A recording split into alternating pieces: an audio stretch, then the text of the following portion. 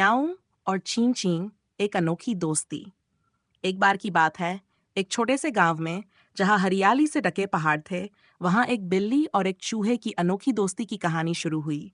बिल्ली का नाम म्याऊं था। उसकी रेशमी धूसर फर और चमकीली हरी आंखें थीं।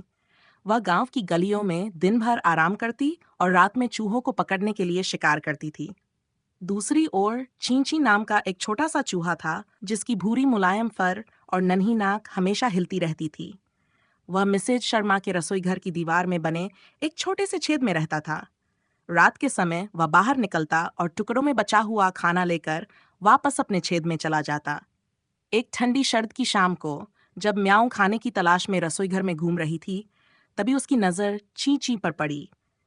ची ची जल्दी से भागने वाला था, लेकिन उनके बीच कुछ ऐसा हुआ जो किसी ने नहीं सोचा था। म्याऊं ने ची ची को पकड़ने की बजाय उसकी ओर बड़े ध्यान से देखा।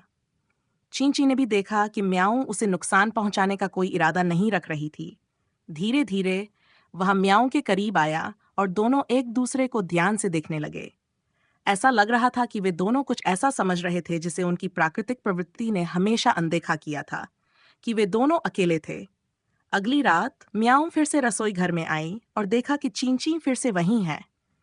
इस बार चींची ने खाने का टुकड़ा चुराने के बजाय एक छोटा सा चीज का टुकड़ा म्याऊं की ओर बढ़ाया।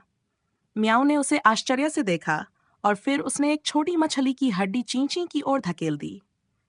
इस चुप्पी भरे आदान प्रदान से उनकी दोस्ती की शुरुआत हुई। रात दर रात म्याऊं और चींची रसोई घर में मिलते थे।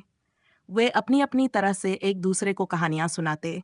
म्याऊं धीरे से म्याऊं करती और चींची उत्साह से चींची करता। वे एक कोने में साथ साथ बैठ जाते। म्याऊं की पूंछ चींची के चारों ओर लिपटी रहती। दोनों एक दूसरे की संगति में सुखद महसूस करते। उनकी दोस्ती बढ़ती गई और जल्द ही गांव के अन्य जानवरों ने इसे देखना शुरू कर दिया। पहले तो किसी को यकीन नहीं हुआ, एक बिल्ली और एक चूहा दोस्त कैसे हो सकते हैं? लेकिन जैसे जैसे समय बीता गया, म्याऊं और चींची की दोस्ती शांति और सामंजस्य का प्रतीक बन गई। एक दिन मिसेस शर्मा ने उन्हें साथ देखा। उन्होंने चींची को भगाने की बजाय मुस्कुराते हुए उनके लिए 2 छोटी प्लेटें रखीं, एक में दूध और दूसरी में चीज।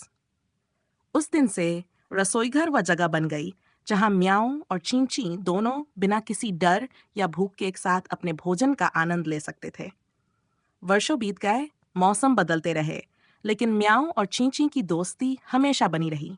उन्होंने गांव को एक महत्वपूर्ण पाठ सिखाया कि सच्ची दोस्ती किसी भी सीमा को नहीं जानती, न ही वह एक बिल्ली और एक चूहे के बीच होती है।